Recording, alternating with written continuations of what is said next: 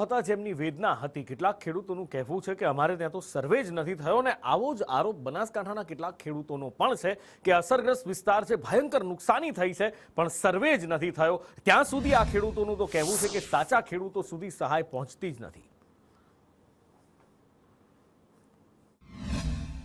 સાબરકાંઠામાં પણ વરસાદે હોનારત સર્જી હતી, ખેતી પાકને વધુ નુકસાન થયું હતું।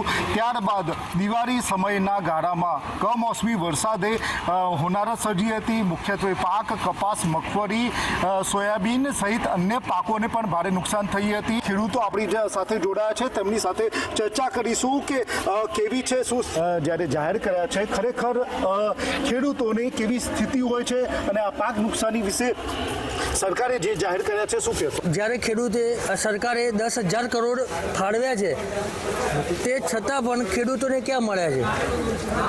ખેડૂતો તો લાચાર બનીને રહે છે। આજે પણ અમારા પાકનો ભાવ સરકારે 10,000 કરોડ રૂપિયા જાહેર તો કર્યા છે પણ હજુ સુધી ખેડૂતો સુધી પહોંચ્યા નથી।